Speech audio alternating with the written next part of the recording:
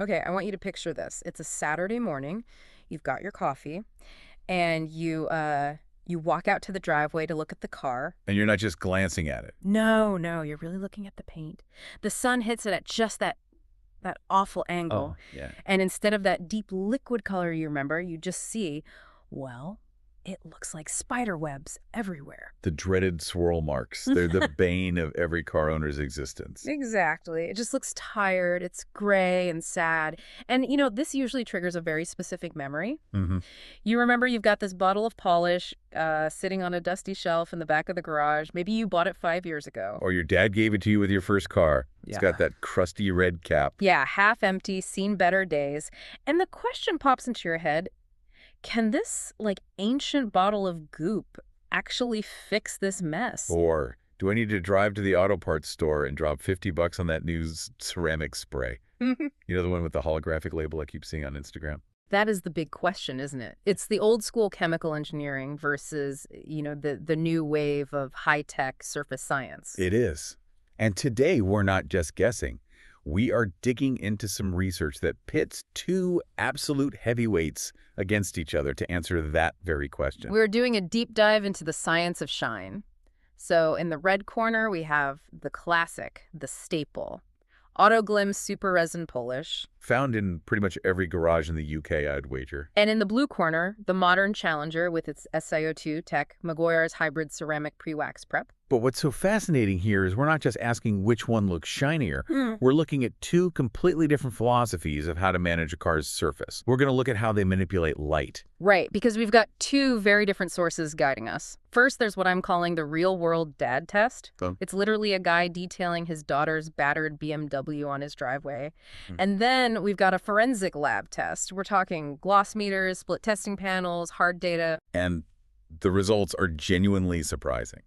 It's not a simple case of new tech beats old tech.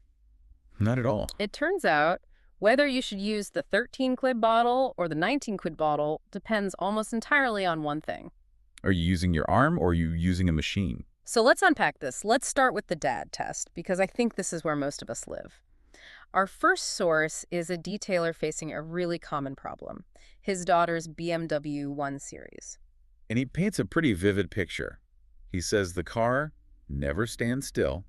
It's a daily driver, school runs, supermarket car parks. Yeah. The paint is in bad shape. He even says it desperately needs a machine polish, but, and here's the part every parent listening will get, there's no time. He has to go pick up his grandson. Right. He can't spend 8 hours in the garage. True paint correction takes forever. He needs a result, now. So he reaches for that dusty bottle on the shelf, the AutoGlym. He even says most of you have probably got it on your shelf and forgotten about it. And this is where we have to talk about fillers. Because that is the secret to the AutoGlym strategy, and it's often misunderstood. He says it has great fillers in it that help to cover up some of the swirls. But what does that actually mean? Is it like wood putty for your car? In a microscopic way, yeah. Think of your car's paint like a landscape. A perfect car is a flat plane. Light hits it, bounces right back to your eye. That's a reflection. Okay. But a swirly car, like that BMW, is like a series of tiny canyons and valleys. The light hits those valleys, scatters everywhere, and your eye just reads that as dull or hazy. So the AutoGlym is basically pouring concrete into the canyons. Precisely. It fills those microscopic valleys with resin and kaolin clay. So the daylight, as the source says, can shine off the car instead of getting trapped. You're not fixing the geology, you're just paving over it. And the application sounds so simple. He just dabs it on, spreads it with a microfiber pad, lets it dry to a haze, and buffs it off. No complex instructions, no special gear. And the result? He calls it a lovely glow. He says it transforms the car. And he admits the paint is still damaged underneath, but he says, you wouldn't know it with this on it. It's a magic trick. It's a visual illusion. And for a daily driver that's going to get dirty again tomorrow, that illusion is often exactly what you want. Okay, so that's the emotional victory. Car looks good, dad's happy. But we can't stop there. We need to know what's actually happening on a microscopic level. Is it just a trick? Which brings us to our second source, the forensic detailing channel. This is where things get nerdy in the best way. We're leaving the driveway, entering the lab, and this guy sets up a very controlled experiment on a black test panel. He's deliberately ruined it. Scientifically ruined it, yeah. He says he's compounded it with coarse wool to create fine machine marring and haze. He wants it to look milky and scratched so he can measure the improvement. And he's using a gloss meter. Now, we should probably clarify for everyone listening. The meter gives you two numbers, gloss and haze. I used to think they were just opposites, but they're not, are they? No, and the difference is key to this whole thing. Gloss is just the intensity of the reflection. Think of it as the volume of light bouncing back. Higher is better. Okay, so gloss is intensity. What's haze? Haze is the clarity of that reflection.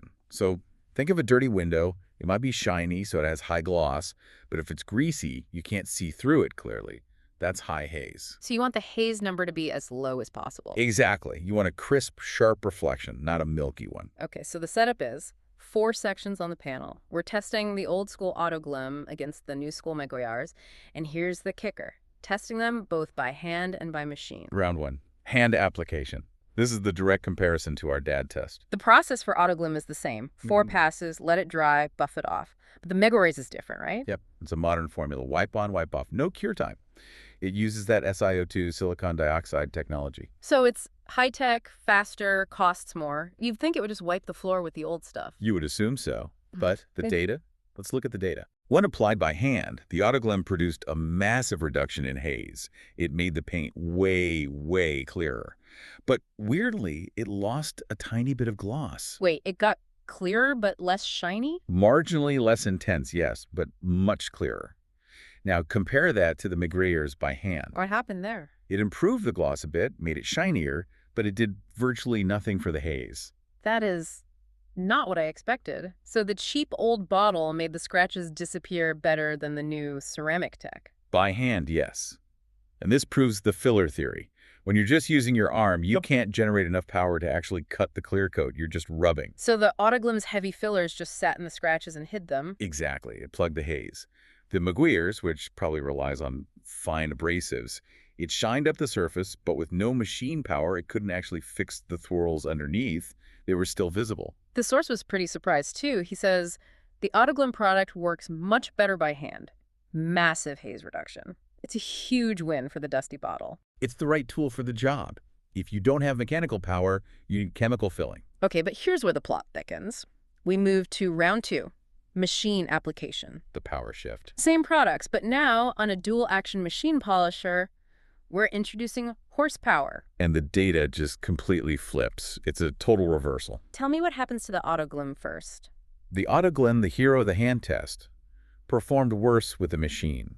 It did reduce haze a bit, but it killed the gloss, lost about 5 units. The source says the finish looked white and hazy. So the machine actually made it look worse. It seems so. SRP is full of solvents and clay-like fillers. When you hit it with heat and friction from a machine, it probably just isn't designed for that. It just smears. It's like trying to apply foundation with a belt sander. A vivid image, but yeah, pretty much. Now look at the Megoyars. The Megoyars came alive. With the machine, it hacked off 7 units of haze. I mean, a huge improvement in clarity. And it maintained decent gloss. So the machine unlocked the tech in the bottle. Precisely. The Megoyars has abrasives. Abrasives need kinetic energy to break down and work. With a machine, you are actually fixing the surface. You're smoothing out those valleys, not just filling them. Which is why it didn't work by hand. It needed the muscle. They needed the speed. The SiO2 and the abrasives, they work with the polisher to create a technically superior finish. This is such a cool distinction. One is a mask, the other is surgery. That's a great way to put it. AutoGlym is makeup, Megoyars is reconstructive surgery. But you need the surgeon's tools to perform the surgery. And surgery is usually more expensive. We should talk about the economics here. For sure. The AutoGlym is, well, it's a commodity, around 13, 14 pounds for a 500 milliliter bottle. And you can often find it on sale. Versus the Megoyars. Which is closer to 19 pounds for a slightly smaller bottle. So you're paying a premium of, what, 30, 40% for the ceramic tack. Which feels like a lot if you're just doing a weekend cleanup. It is. And then there's the user experience. The source talks about AutoGlym's old powdery reputation. Oh, I know that struggle. You use a bit too much or you hit the black plastic trim. And you get that white, chalky residue that's a nightmare to clean off. That's the clay filler. Plus, you have to wait for it to dry. Whereas the Megoyars is, as the course calls it, blingy. It smells like polish. But the key is speed. Wipe on, wipe off, no waiting. There's a funny bit in the review where he's struggling with the foil seal on the Meguiar's bottle. He's like, I knew it, get that off there. It's all part of that new tech experience. It sounds trivial, but the packaging, the scent, it all makes it feel more premium. It feels like science, where the AutoGlym feels like a utility product. Totally. But as we've learned, premium feel doesn't mean premium results if you're using the wrong method. So let's land this plane. For the listener who is looking at their swirly car right now, wondering which bottle to buy, we need to give them a verdict. It really just comes down to your equipment. A simple decision matrix. Okay, scenario A. You are the Sunday morning hand polisher. You've got a cloth, a driveway, and you want the car to look good for the week. Stick with the AutoGlym, 100%. Do not spend the extra money. By hand, you need the fillers. You need the makeup. It's cheaper. And it hides the sins of the school run really effectively. And as the dad test showed, it gives you that lovely glow. Exactly. But scenario B, you own a machine polisher. The game changes. Completely. If you have the machine, the Meguiar's wins, hands down. It actually reduces the haze. It doesn't just hide it. And you're laying down a base of that Si2 ceramic tech. The AutoGlym will just gum up your pads. But we should add a disclaimer here, because the forensic expert made a really good point about perfection. He did. This is the reality check. He pointed out that even with the Meguiar's and the machine, the best combo here, he got the haze down to about 9.3. That's good. But a pro detailer would get that number down to a 1 or a 2. So these are consumer shortcuts. They are. They're all-in-one products designed to save time. They're not professional restorations. You're not getting a show car finish from one bottle, no matter what the label says. And there's one more step, right? Both of these are just preps. Correct. You shine the car, now you have to lock it in. Especially with the AutoGlym. Right, because those fillers will wash out with rain and car washes. The scratches will just reappear. You need to seal them in, usually with something like AutoGlym's extra gloss protection. And for the Meguiar's user, They'd move on to their hybrid ceramic hand wax. It's a system, you match the chemistry. that's a slightly depressing thought, though. You wash the car in 3 weeks and suddenly the scratches come back like ghosts. That's the trade-off. Yeah. Temporary masking versus permanent removal. But for most car owners, temporary masking is all they really need. So what's the takeaway? I think it's a fascinating look at expectations. We hear ceramic and SO2 and we think, I need that. But if you're just a person with a cloth and 30 minutes, the high-tech solution is actually the wrong solution. It is. It's a reminder that better is relative to how you're using it. Technology needs the right environment to work. Without the machine, the science can't do its job. And sometimes the best technology is just a really thick, gloopy filler that covers up the fact that you parked too close to a hedge. And there's no shame in that. In fact, knowing when to use the cheap filler is what makes you smart, not cheap. I want to leave you with this thought. We talked about fillers washing out, about hiding defects. If the AutoGlym look relies on physically plugging the holes in your paint with temporary filler, are you ever really seeing your car? Or are you just looking at a mask? It's a philosophical question for the garage, and maybe the deeper question is, if it shines when you walk away, does the reality underneath actually matter? Something to think about next time you're staring at that dusty bottle on the shelf. Thanks for listening to this deep dive. We'll catch you on the next one. Drive safe.